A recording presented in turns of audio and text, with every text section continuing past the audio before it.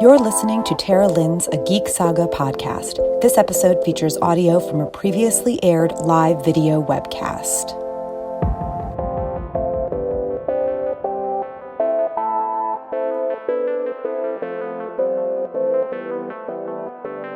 Hi, I'm Tara Lynn of Geek Saga Entertainment, and welcome to Wet Hot Walt Disney World Summer, the second episode of my 2002 Walt Disney World College Program 20-year reunion series. This episode is about what it's like to work at Disney World in the heat of a Florida summer, some of our favorite and perhaps least favorite memories, and more. I'm joined by my friend Kelly, who started her Fall Advantage 2002 college program a week or so after I checked in for my summer program that year. So Kelly, introduce yourself. If you have like Instagram, Twitter, anything that you want to plug, welcome to do that as well. Okay. My name's Kelly. I have some social media. My Instagram, I haven't posted in a very long time, but it's KellyAnn8783. Very creative name there.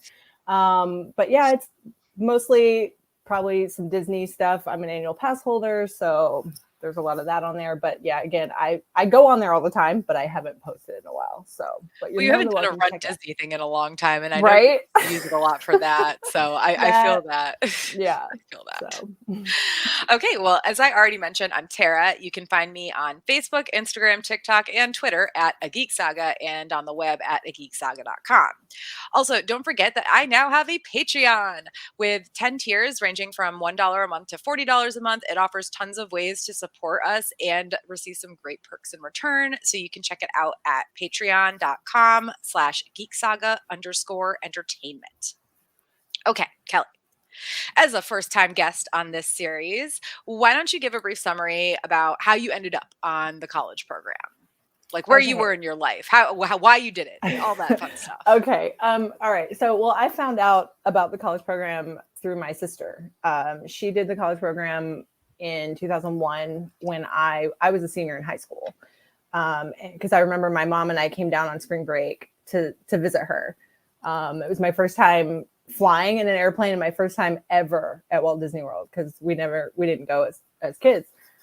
So we came down to see her. So that's how I found out about it. And then when she came back, I was living in Arkansas at the time. When she came back, we were going to the same college and she was a campus representative for the college program. And she told me they were coming to our school and doing presentation and everything. So I was like, sure, why not? I'll give it a try. So I went to the presentation and I don't really remember it that much. I do remember the interview was like a group interview and got my acceptance letter like a couple days later. Yeah, so that's how I learned about it, found out about it. What made you decide to do like Fall Advantage instead of just fall? I like asking this question because I chose fall, and sometimes I still I don't regret it because I wouldn't have had like the roommate and met some of the people I did, but I also do regret it because Fall Advantage seems like so much more fun. It was. Because you're there longer. I don't know. I just felt like I wanted to be there a long time and take it all in. Because again, like I said, I had never been to Disney, went there once, as a senior in high school. And so I don't know. I just wanted to be there for a lot longer. Yeah. Get the full experience. I'm still jealous. Well, so what do you remember about your check-in experience? And again, this is stuff that I talked a lot about with Jonathan in episode 1 of this 2002 series. So if anybody's missed it, you can check it out on my YouTube channel or on my website as a podcast entry. It's also on Spotify. Just look for the Geek Saga podcast. You missed that episode. So I wanted to just kind of check in with you and see like what you remembered about your check-in experience, your job assignment, your training, like basically the very beginning things. So I check in. I remember so I didn't have a car at the time. My mom and I drove down. She drove me down. And I remember getting there, going to check in. I remember them handing like my key, like to my apartment, things like that. And getting to the apartment, and meeting my roommates. And actually, because I was from Arkansas, one of my roommates was from Arkansas. And so we ended up rooming together. But yeah, I don't know. The check-in, it was all kind of a blur. Everybody was just, running around, meeting new people. It's like I don't really remember details. Nobody does. It's been 20 Right? years. I mean, I 20 can't believe years. it's been 20 years, but it's been 20 fucking years. Like, And I knew I was going to be in, they called it merchantainment. So I knew I was going to be in like the gift shops. I just didn't know where. And then when I was checking in, I found out it was going to be in Epcot. And so I was at Epcot, like front entrance, all the gift shops up there, strollers, Leave a Legacy. Yeah. And then training, I remember we had like an 8-hour day of just learning how to do the registers and like practicing that. I remember that. And but yeah, that's pretty much all I remember. yeah, I never had to learn to do the registers. Even though I worked in foods, where I worked, Pizza Fari, the registers were reserved for long-time full-time cast members, basically. College program people did. I think there were a couple college programmers who had been like spring or whatever, or maybe fall and extended to spring advantage or something. Basically, they extended their program, so they've been there for a long time. So once in a great while, a couple of them got to work registers. But at the time, I was kind of pissy about it. But like looking back, I'm really glad I didn't have to deal with that, because when I did eventually have to learn registers when I was a restaurant manager at Disney, it was like, I mean, I could handle it, it's not exactly that difficult, but everything behind it, and like having to deal with people who are pissed and giving them refunds and stuff. No, thank you. Mm-hmm, Thank you. Oh no, I was going to say about giving the refunds. It just made me think of being at strollers when I wear strollers, and we had to, at the time, we would give out Disney dollars. I don't know if anyone remembers Disney dollars. Yeah. And so when you rented a stroller, you would get like $1 back or something when you brought it back, and we would give them a Disney dollar, and people would yell at us, and they're like, "I don't want fake money. I want real money." And I'm like, "It's real. Like you can use it in the parks. You can use it anywhere at Disney. Like Disney stores or it's whatever. Real here. It's not real outside of here, but it's real right here. But right here is all like the resorts, the parks, everything. Right? I mean, I guess it's better than getting nothing back. I also feel like a dollar isn't very much, but strollers were what, like $7 a day or something to rent back then? They were super cheap. Something like that. Yeah, like I think it was like $8, I think, or something. $8-9, and then you get $1 back. I don't know. Yeah. I find it. I forgot that you worked in the area that also had strollers, because I have it in my head that you worked. What was that thing called at Epcot where you got to the etchings? Wasn't that part of what you did as well? Yes, Leave a Legacy. Yeah, there you go. Mm-hmm. I worked Leave a Legacy. That was a nightmare. It was hard because you had so many different people from so many different cultures, so many different languages, and you had to fill out like these forms, because once we take your picture, we mail you like a copy of it, like a little clear, it's on this little, and it comes in a little booklet. And the forms were just very generic, and you'd have people from the UK or people from Japan or people, and like you're trying to figure out how, and so nobody really got their pictures because the addresses wouldn't be right, wouldn't go in correctly or something. So a lot of people would just be like, okay, never got my picture. Was it like handwritten or automated? It was, well, you had to put it in the computer. So okay, on the computer. Well, they had to fill it out. I think they had to take the thing and fill it out, and then we had to put it in the computer. Oh, okay, yeah. So they filled it out handwritten. But then they would be like, or if they didn't really speak English, it was hard because they would be like pointing, and we're like, I don't know. So that was hard. I imagine it would be a lot easier now because they could just have kiosks where people put their information in on their own, and maybe they would have thought about, the fact that country codes are different and all that fun stuff. But oh gosh, Disney does love to implement things that they like haven't really figured out what they're doing way too soon. Oh, they do. All of the current, like the ride system stuff, the what do they call it? Like a fat lightning lane and stuff now. Like that stuff is, to me, it's such a nonsense mess. Anyway, that's now. This is 20 years ago. Holy Yes. shit.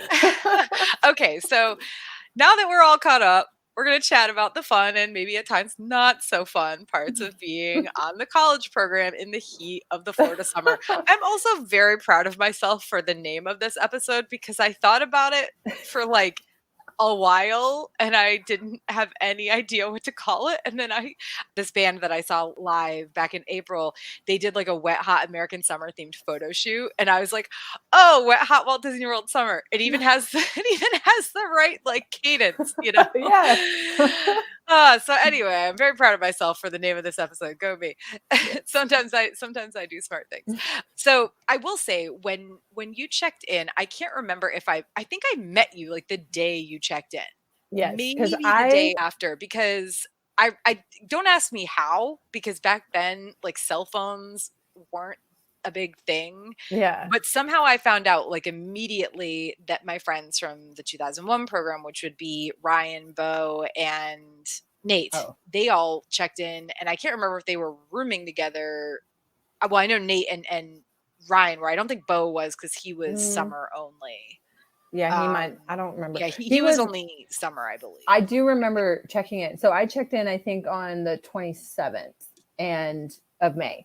And I remember standing outside the apartment, and they were in the apartment directly above us. Mm-hmm. So I remember standing there, and I think it was Bo and somebody, they were outside, and they were like, hey, come up here. Like, you know, because everyone's just meeting each other, you know? Mm-hmm. So we went up there. And I don't know if you were up there or not, but I remember being up there, meeting everybody. And then we went to downtown Disney. We went to Pleasure Island that night. I don't know. I think you went. Did you go? I don't remember. But I do know that I think I did. But like, I also do know that I met you, if not the day you checked in, then certainly the day after, because like I said, I knew like immediately where they were. It had to have been the day you checked in, and I had to have gone with you that night, even if it was just for a little while, because however I found out that they were there, whether they called my cell phone, there wasn't texting back then, so they couldn't have texted me, or whether I like had AIM open on my laptop in my apartment or something. That's also a possibility. You know, however it happened, I knew pretty much immediately that they were there, and I had known they were coming down as well. So yeah, I went over and met them and met you guys, which was kind of like a godsend, because I was not having, like, my immediate roommate was really great, but the rest of my apartment was a fucking miserable hell that became like worse and worse as the summer went on, to the point where like I was looking back through some old things and found, and I'm not going to talk about this particular thing in this episode, I'm going to talk about it in the third and final one that we're going to do in August, but I like it like came to a head like the last couple days we were there, where I basically had to go out in the living room and like scream at some of our roommates for being just super nasty to one of the girls who was living there. But yeah, it was a godsend to like, oh my God, I have friends from my 2001 program. Not that I'd already met new friends there and everything, but just like going back to kind of the old fold, right? Like Nate and I and Bo and I, well, Nate and I especially have been super close on the fall 2001 program, and Bo and I were good friends too. Like we hung out quite a bit. Ryan, I didn't know quite so well, but yeah, having that sort of safety net, and then meeting you guys, like you and your roommates, and literally crashing on your couch for like almost every night for weeks, because I could not stand being in my apartment, was a huge help to what kind of started off as a shitty summer for me, because I really didn't like my job. Like I didn't realize, like I mean, I complained about my job at Pirates. Looking back now, working at Pizza Fari was nowhere near as bad as I thought it was. In fact, it was like when I was a manager, and I was a manager at studios, and the places that I was managing were the biggest, like they were like the biggest turnover, right? Like in the whole park in terms of quick service. And it was also like fryers and grills and just hot ass shit, like all the time. Working at Pizza Fari was posh compared to that. And I realized that I was kind of a spoiled brat about having to work there. But yeah, I didn't like my job, and my roommates, like not my immediate roommate was fine, but the rest of the people in my apartment were shit. And I was just kind of not having the greatest time. And then you guys all showed up, and it was all of a sudden like party, party, party. And I don't Yay! necessarily mean drinking party, although that happened too. But I don't know. So like when you first got there, and you met your neighbors, like they were the apartment directly above you. I Yes. was okay. Yeah. Do you remember the random like welcome cookout we had? I think it was like it was the first couple days you were there. Yes. And We we played actually volleyball. did we actually utilize the grills by the pool? That I seems think dangerous. so. Yeah. Yeah, that's a little sketch. Yeah, I do remember that. Because I remember them playing volleyball. I think I sat on the side and watched, but yeah, I remember the volleyball. Yeah, that was our little cookout. Yeah, I have like no actual memories of it. I have like one picture, I think. But it's just of us like hanging out on the wall by the pool, and but I remember it happening, right? Like I remember us having this little cookout, and it's like we did that. That was a cute thing that we did. It was. Weren't we adorable? Yes. Back and gosh, I don't think any of us were 21. Ryan and Nate turned 21 later in the college program. But we definitely had alcohol. Did somebody have a fake ID? I know it was no one in your apartment. No. Somebody must have, because we were all underage. None of my roommates weren't. Old. Yeah. And well, yeah, because everybody was stuck in a wellness apartment immediately. Even, like Ryan and Nate, who were literally turning 21, I think 2 or 3 months later. Yeah. So that was interesting. Honestly, I knew people who were over 21, so it could have been me who helped provide the booze, but that was the thing that happened. Yes, it did. But it was cute that we had the little cookout, and I think that the only reason that happened is because I already knew, some of them from the previous program, right? Like, because I think it was the guys that instigated it. Probably. I don't know. I am old now, and I still don't know how to use a grill. Okay. Right? I've never had to, right? Like I've always had somebody there to do it for me. Exactly. It's not a cooking thing I've had to teach myself or cared to teach myself. Cooking over an open flame, no thanks. I do remember when you cooked, and because I had a picture, and it was like you and me, and we were like, and you made spaghetti or something, and we're like, first time cooking in the apartment or something like that. Well, because someone had a George Foreman grill, and I cooked frozen burgers on the George Foreman grill and chopped them up and put them in the spaghetti sauce because... Yeah, I think it was upstairs. It was at the guy's apartment. Frozen burgers were cheaper than like actual ground beef. So it was like, oh, I don't need to like actually cook ground beef on the stovetop. I can just like George Foreman these frozen burgers. It was good though. It was really good. Like to the point where actually I hadn't thought about that in a long time, but now I kind of have this like need to cook burgers on the grill and chop that up and put it in the spaghetti sauce. There you go. Instead of cooking ground beef on the stovetop. It was really good though. Oh, college program cooking. That was probably the best meal I ate all summer, honestly. Probably. So yeah, and then I became like BFFs with you guys, and so I remember so of your roommates, it was you, Karen, Amanda, Melanie, Devin. What's her name? The one from Boston. Okay, from Boston. Vaguely remember Devin now that you say the name. I think it was Devin. And I remember she ended up leaving early because she had gotten that car accident. But she was from Boston. Her and Melanie had the front room, the private bathroom. And then me and my roommate had the middle room. And then Karen and Amanda had the back room. Who was your roommate? I don't know. I can't remember her name. Oh my God. Was so sweet. Oh, you know what? I probably have it. because I had like a little at the end of the program had everyone write in the thing. But Oh yeah, I have that too. yeah, I of course, I was right? looking at my scanned like journal stuff earlier, and all these like notes from the people as I was leaving, and I was like, I can't read these right now. Like, I can't read this right now. This is almost 20 fucking years ago. I can't look at it. Yeah. Karen and Amanda had that back room. Yeah. I do remember that. Okay, so now that you say Devin, I'm pretty sure you're right, and that was her name, and I do vaguely remember her, but she didn't ever really hang out with any of us. No, she didn't. And then upstairs it was Ryan and Nate for sure, and Bobby, and Tim. Oh, Tim. Okay, I remember Tim now that you say Tim. It's funny because like I ended up like I slept in their apartment a few times too, but like I mostly slept on y'all's couch. Yeah. Like I literally had a second comforter, my SpongeBob comforter. I was just gonna say that I found a picture of you just wrapped up in the SpongeBob. Yeah, I have that picture too. And the funny thing is, it's like I bought that at Walmart as because I was like, well, I don't want to trek my other comforter back and forth for when I do actually like have to be forced to stay, you know, in my apartment because I have to work early or some bullshit. Yeah. But I mean, I think I paid $20 for that stupid SpongeBob comforter, and I'm not even kidding you.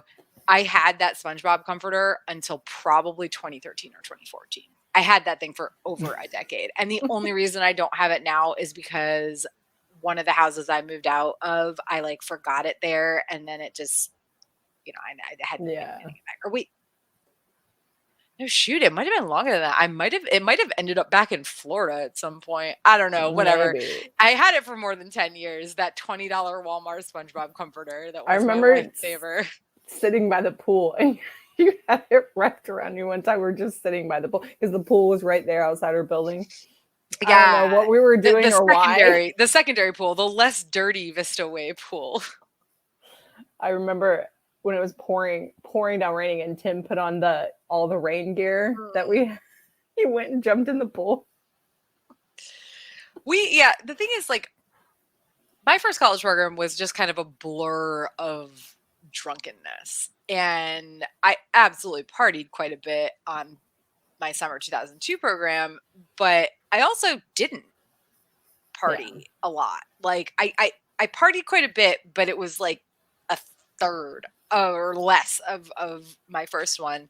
Some of that being the wellness apartment stuff, some of it being I didn't have full-timer friends who I was like able to go hang out with who were over 21.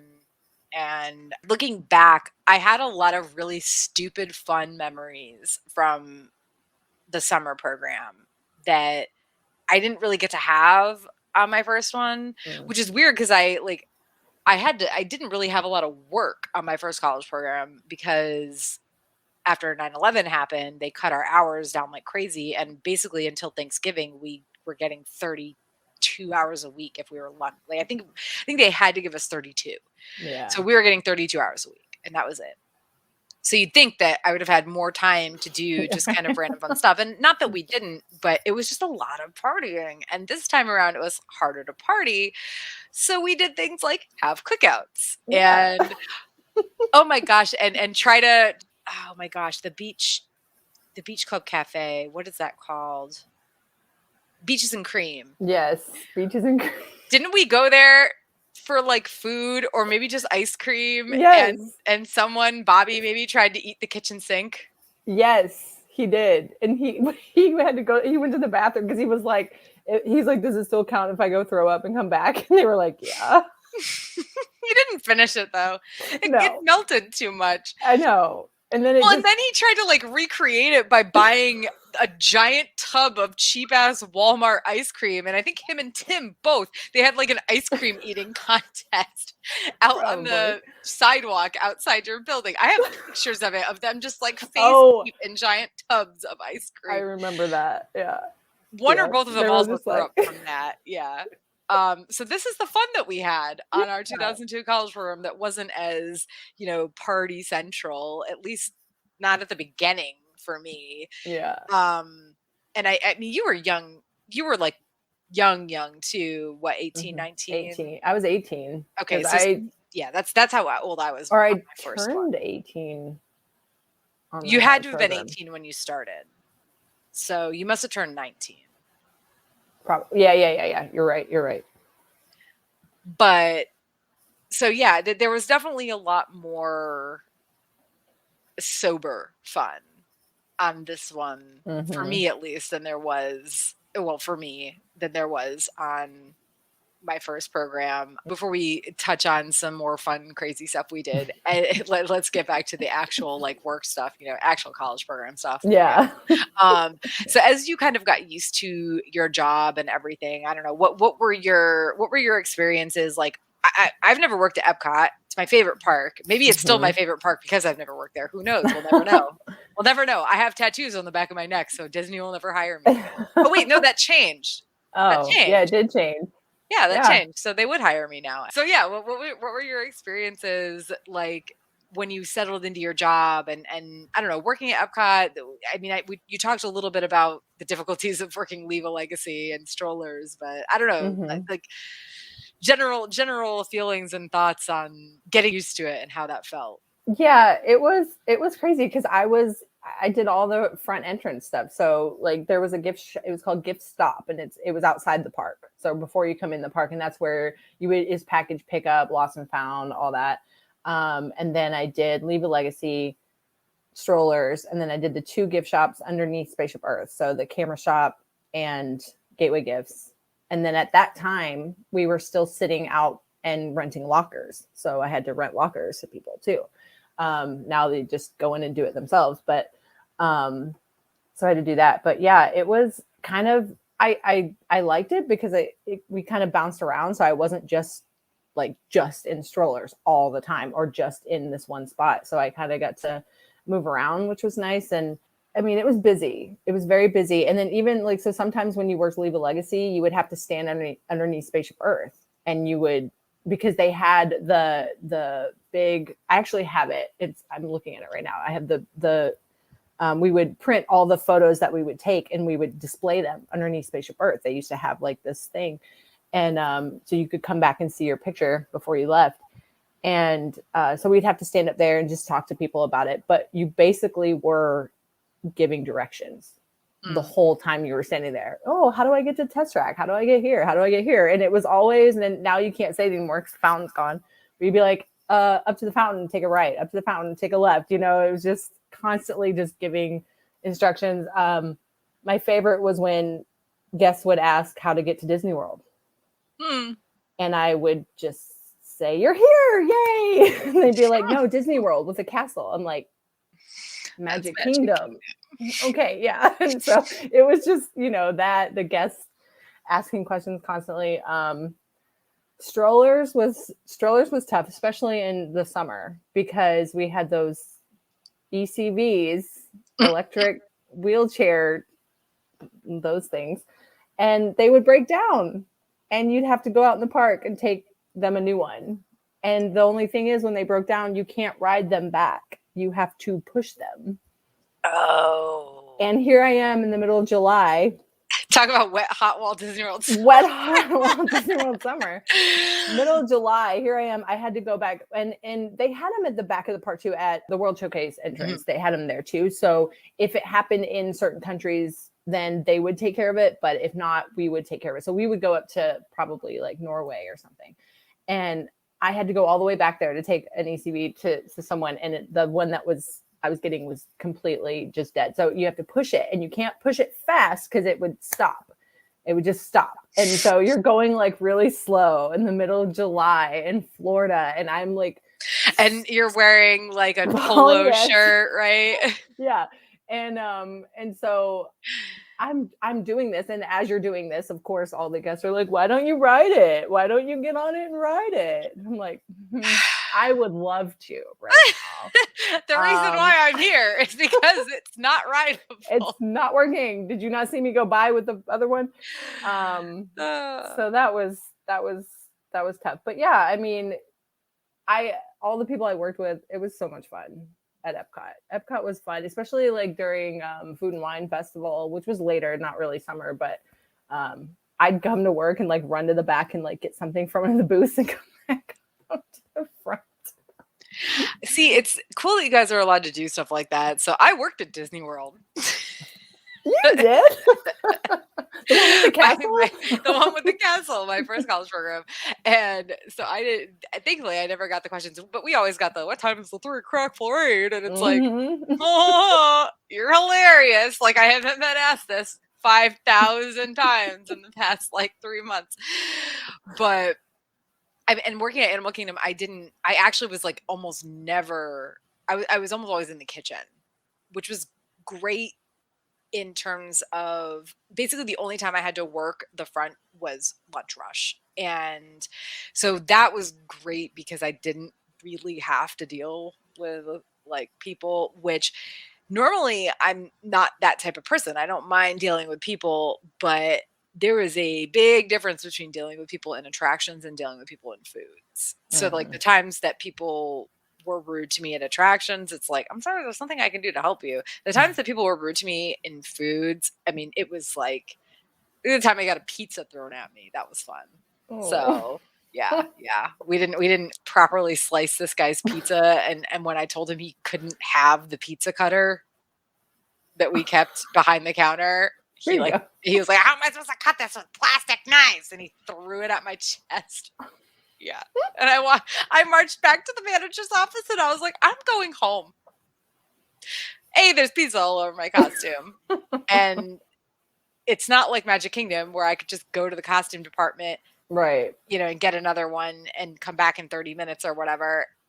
Even if I had been able to do that, it's like, no, I'm gone. No, I'm going. I'm gone. Peace out. Yeah. Well, it was crazy because at when I worked later shifts, so at the end of the night, everybody's leaving and we're right up there in the front entrance. And so when I worked at the camera shop, that was when you had the pictures and everyone was coming in right at the end of the night to look at their pictures and pick out their pictures and you had to print them and all that. That was crazy because the lines were but it always made it go by really quick. But yeah, that was, the one thing I liked about it though, when I worked strollers at night, we could hear Illuminations every night and that was fun. We'd just be out there dancing around to Illuminations music. Yeah, I had when I worked at Pirates, especially the couple of months after 9/11, they still needed to do Fantasy in the Sky because fireworks have an expiration date. So they would have Fantasy in the Sky happening as we were exiting Pirates, having closed it for the night. So, you could stop and watch it, or it would just be there as you're like walking across stage to go down under the tunnels by Pecos Bills. And it was really cool, like to see that. And I didn't get any of that at Animal Kingdom. I did talk some in the first episode of this 2002 series about how much working at Animal Kingdom made me, and particularly going through Declamation, made me appreciate Animal Kingdom as a park way more than I ever thought I would. Like I actually would say it's my second favorite park after Epcot just because of that.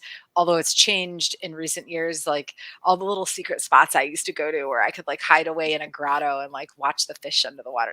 There's a billion people there all the time, everywhere. And it's not the way it used to be. It's not the way it used to be. No. Not a zoo. Remember that? Not a zoo. Not a zoo. Not a zoo. Those commercials are terrible. They were terrible. Hilarious, but terrible.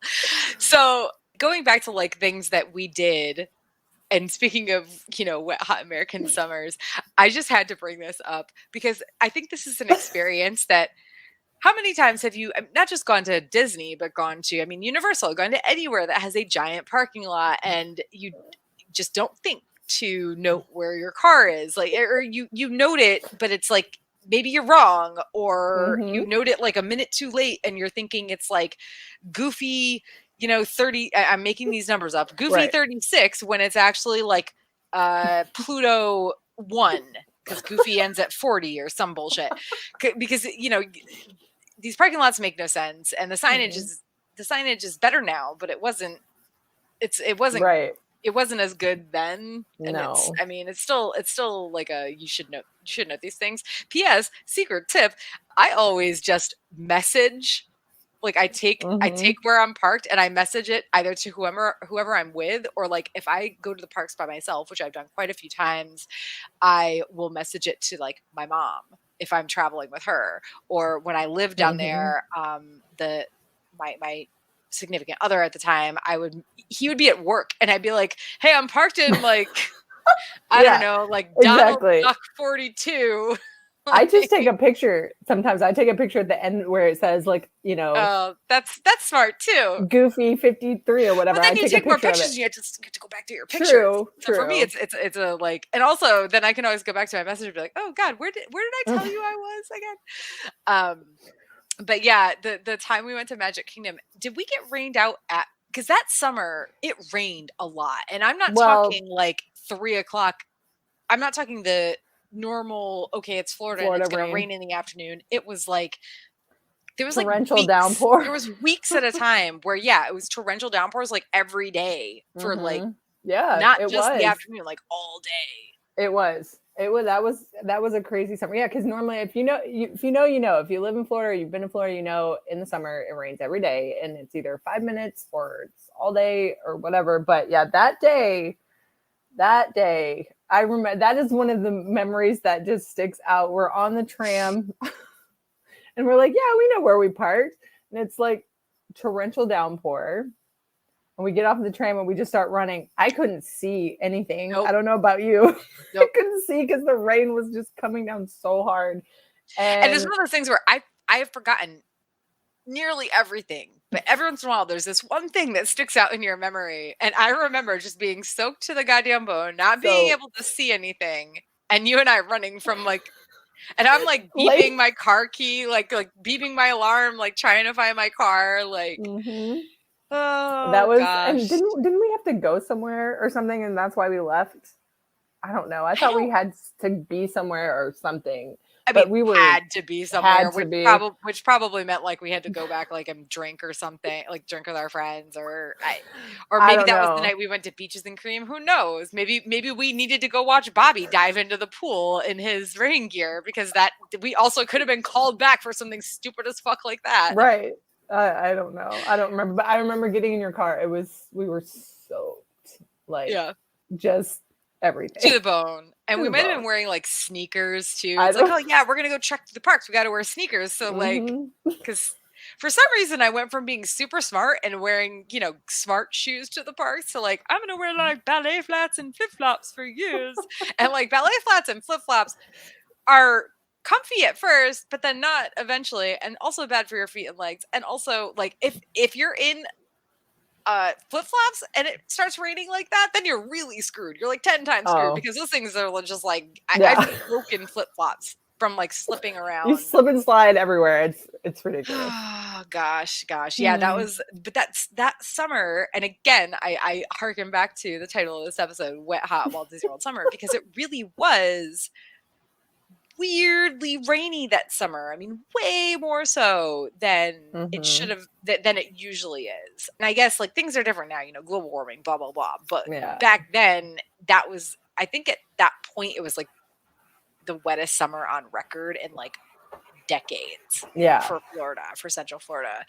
So yeah, that was one of those memories that it's like, it's not really a fun memory, but I remember it. You remember it. And but then it just makes it too so muggy, just so hot and muggy after it's done, and then you feel so gross. I remember it was me and Bo and Devin. I don't remember who all was there, but we went to MGM when they had the backlot tour, and we I don't know, do you remember the backlot tour? Okay. Oh yeah, I remember it. I don't remember when they got rid of it, but I remember it either. But so then they had where you could volunteer and you could do the little scene where you were on the little ship and stuff. So we got picked to do it, and so I think it was me and Bobby and Bo, I think, and maybe Devin. I don't remember who else was up there, but I remember we went out there and they made you put on these like rain suit things because you get wet, during the scene, and they smelled so bad because everyone now that I think back to it, I'm like, why did I put that thing on?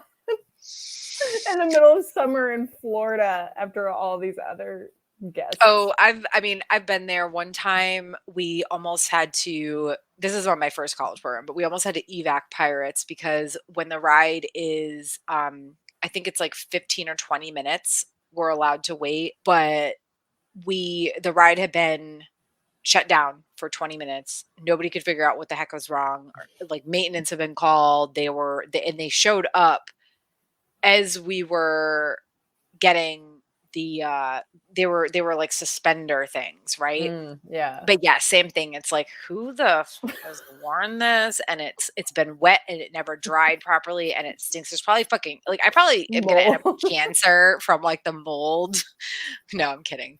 But I mean, I am a little bit, maybe not so much because like I only wore it for a couple minutes because that's the fun part about that was we got in the effing water because that's what we were told to do. That was the evacuation process.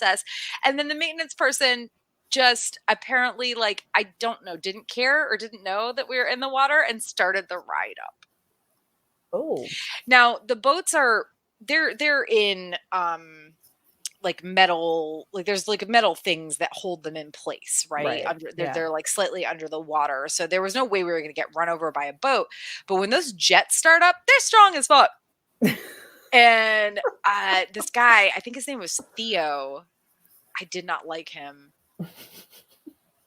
So I might be misremembering his name, but I'm pretty sure his name was Theo. He and I are in the water, like about to take these people, like help these people off this boat. And it was an evac point. So they wouldn't have had to go in the water. It was just like a step over, but we had to get in the water to help them out. Right. And they started up the jets and we were both like, whoa, what the fuck? This is like so dangerous. Why would you do that?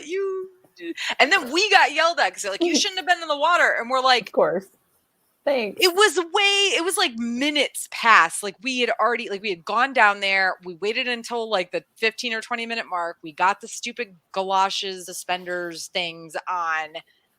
And by the time we did that and got in the water, it was like several minutes past the mark where we were supposed to be evacuating people. But somehow it's our fault because it's Disney. Of course. Anyway, that's a 2001 story that I don't think I told. I'm pretty sure I didn't tell my first one. But so anyway, speaking of, the rain and everything, I'm going to skip. Well, actually, I'm going to stick with,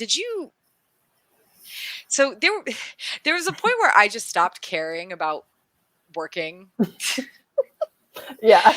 And I basically, anytime I could get an ER, I got an ER. Anytime and I called out. I called out a lot. I never got a point because I was smart about it, but I called out a lot because I didn't want to be there. And I was like, they have plenty of people. Like they're fine. Like it's not like Pirates where if one of the closing people calls out, then they have to extend somebody because they've put the minimum number of closing people there. It's, there's always like 2 or 3 extra people closing these restaurants, at least back then. Mm-hmm. So I mean now, when I became a manager, I felt really bad about my lack of work ethic that summer. But in that moment I didn't. So I was getting ERs whenever I could. And when I couldn't, when I could call out, I was calling out. And I don't remember if this was a call out situation or I don't think it was actually, but did you go when we went to Cocoa Beach at 2 a.m? Did you go with us? I did not. I don't think so. I remember going to Cocoa Beach, but I think it was a day thing. I think I went during the day. This was like a bunch of us from Europe. I didn't go to that. I know Kieran was there. I'm pretty sure Amanda might have been there. I know Ryan and Nate were there, possibly Bobby and Tim, maybe. I remember you guys going, but yeah, I did not. I don't know why I didn't go. We're like, yeah, let's just drive to Cocoa Beach. It's fine. Drive an hour to Cocoa Beach. No big deal. 2 o'clock in the morning. What are you going to do at Cocoa Beach at 2 o'clock in the morning? You're going to go to the beach and sit on the beach for like an hour or two. And then you're going to go to, what's that the big surf shop there? I keep wanting to think I keep thinking it's Jimmy John's. That's a fucking sandwich. That's a sandwich shop. Oh gosh. Ron John's. Ron John's. There we go. There you go. Hey, that's right. I was half right. It's fine. Were they open 24 Yes, hours? they're over. They were obviously probably very different now, but yes, Yeah. the big, like 4-story Ron John surf shop was open, 24 hours. Jonathan pops into the chat. Ron John. Ron John. Oh gosh, yeah. So You have all the stickers. Ron John's Orlando. Ron John. Yeah. yeah, Ron John's Clearwater. Ron John's because they were everywhere, but the Clearwater one was the OG. So Yeah. obviously, you had whatever. I mean, by the time we actually went to Ron John's, it was probably 5 a.m. because we drove an hour and then we sat on the beach for a couple hours and then we went to Ron John's. But there were also a lot of other beach trips that summer. I know that, and again, you guys were good employees who went to work. But me, I just kind of created my days off around when you guys had your days. So my days off might have been Tuesday and Wednesday, but if Kelly's are Wednesday and Thursday and we wanted to go to the beach on Thursday, guess who's calling out of work? So that's me. Oh, yeah. I'm calling out of work. So I can't remember how many times we all went to the beach, but we definitely did Clearwater. Yeah. Or Clearwater.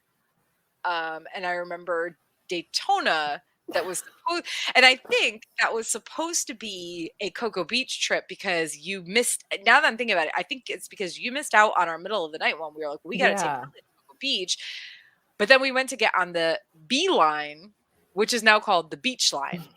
It was originally called the B Line because it went straight to Cocoa Beach, but then years and years later, they renamed it the Beach Line, and it's I prefer the B line, but fine. Right. But the B line, the beach line, was closed because of an accident, which happens, trust me, regularly. Because when I lived in Florida, 15 years later, it happened at least twice in the 2 years that I lived, less than 2 years that I lived there. But we were supposed to go to Cocoa, we couldn't, so we went to Daytona, and it was just it was so cold. It was cold. It was chilly. I mean, cold as in it was 70 degrees, and right. kind of windy. And it was this is our beach trip. Okay. Yeah. But we went to another surf shop because I guess that's what you do. That's what you do. Beaches I still have the shirts that we bought that day. I do too. I'm going to share that picture. Whenever I post this as a podcast episode on my website, I'm putting that picture on there. Kelly and I bought these shorts that at the time we thought we were super hilarious because it said "bite me" across. Bite me. We're designer velour pants back in the day would say "juicy" or whatever. Yeah, it says "bite me." I still have them, and I think I bought some that said Daytona on them too. It says Daytona Beach. But yeah, I think I might have as well, but the Bite Me ones were the quintessential shorts of that summer. And that picture, the picture you're talking about, is funny. Yes. Because of the poster up behind us. Oh God, I don't remember the poster. In the guy's apartment. The black light poster. Oh God, black light posters. Oh, our friends were so cool.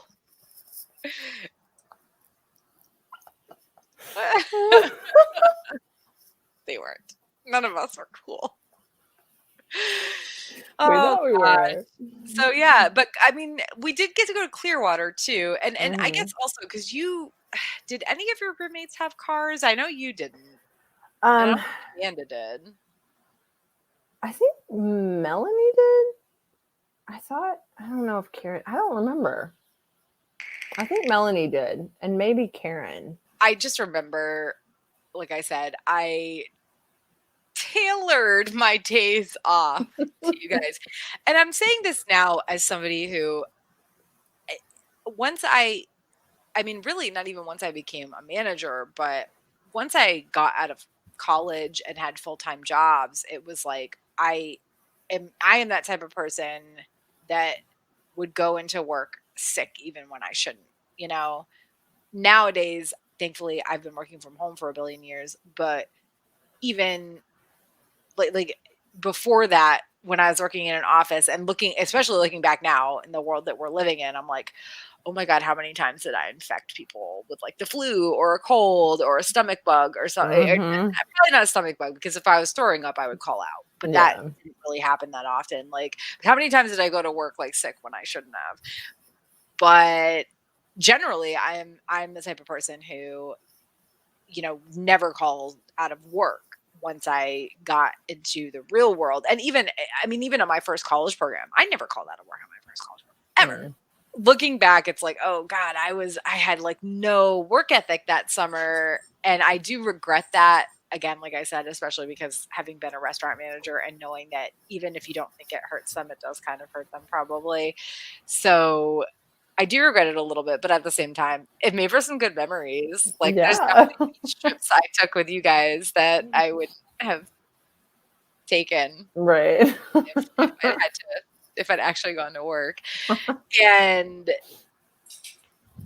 okay, so for me, our paths split a little bit for a while, because not entirely, because we still saw each other a few times, but our paths split a little while because one of my friends from my 2001 college program came back to Florida and was like staying in Sarasota for a month. And that led to me going to Sarasota quite a bit. Like the rest of my summer from like late June on became me trekking back and forth to visit him in Sarasota, which for me was great because it was like, I get to go to the beach in Sarasota a whole bunch. And then like he came to Orlando though.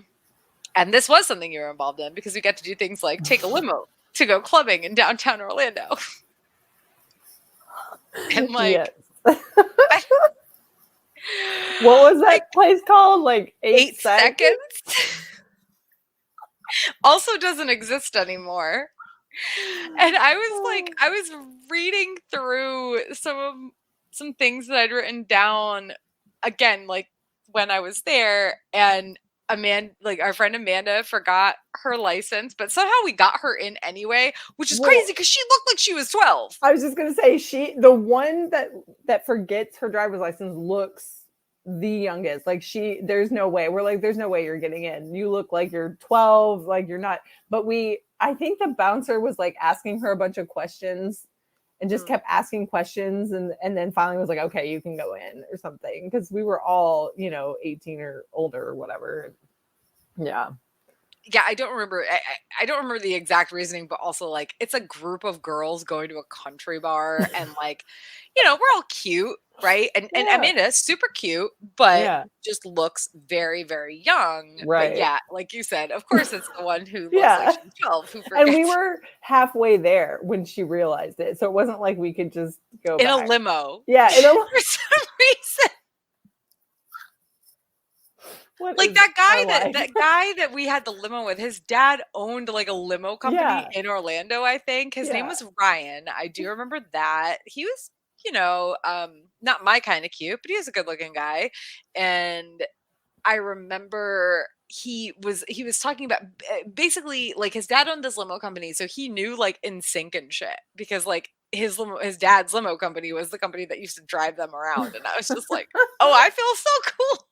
Oh, like in 2002, you once upon a time drove like Justin Timberlake around, and not you, him specifically, but like he knew them, right? And I was like, oh, this is like a cool thing. And looking back now, I'm just like, oh God, what the fuck happened that summer? So well, and I guess like here's my question. While I was, calling out of work and going to Sarasota for like 3 days a week every week, at one point Amanda went with me. At one point, another cool thing that we got to do that you weren't there for, but I know it was because you had to work, because it was on like a Saturday, and I believe like Amanda and Melanie had the day off, but and I think I requested it off actually ahead of time, because that's the other thing. Pizza Fire was like really overstaffed that summer. So like I could request time off and just get it. And like I had 4th of July off. I like wasn't even scheduled for it. Like I think it was a Tuesday or something, right? Anyway, so it was like my normal day off. Yeah. But it was actually the limo guy, one of his like family friends or something, had like a lake house and a boat. So we got to spend the day Mhm. drinking on his boat on this lake in I the remember you guys area. going. Yeah. Yeah, that was a fun day for the most part. Yeah, that while we were off doing all these things after the 8 seconds debacle, what were you doing all summer other than working? Because Oh there was gosh. definitely like a month where I like basically didn't see you. Yeah. Well, I so when you do the college program and you're going to go back to your school, you can take the classes at Disney and get the credit, right? Well, I did one of the classes. I don't think I finished it because I remember one day Karen came in my room and she like woke me up. She's like, "What are you doing today?" And I was like, "I have a class. I have to go to my class." She's like, "No, you're not going." And I was like, "Oh, okay." We're going to go to MGM and there's going to be these there's people there. We have to go see. And I'm like, "Okay, whatever." So I blew up my class. And it was like July. It had to be July or August. It was hot. It was so hot. And we get there, and they were doing the promotions for like the sitcoms like coming out that fall, like September or whatever. So Drew Carey was there, John Ritter and Katie Seagal.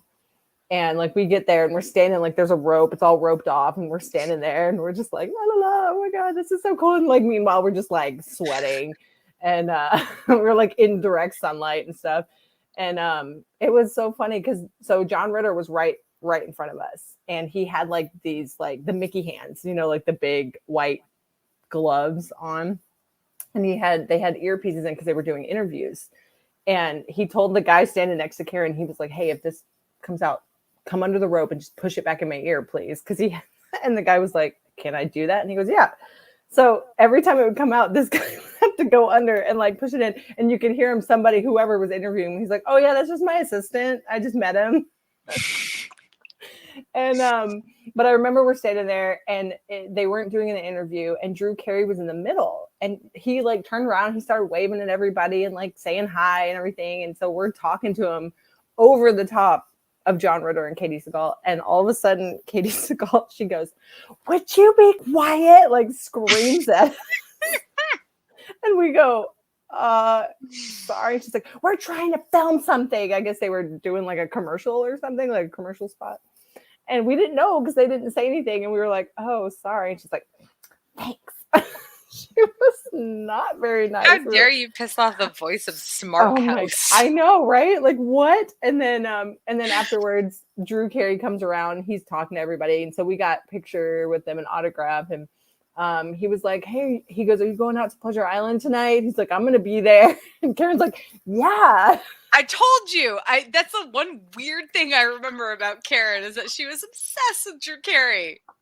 Like, I could be wrong about that, but I'm like 99% sure. And I didn't even remember it until we were talking earlier, and you said something about how you guys went there, and I was like, Yeah.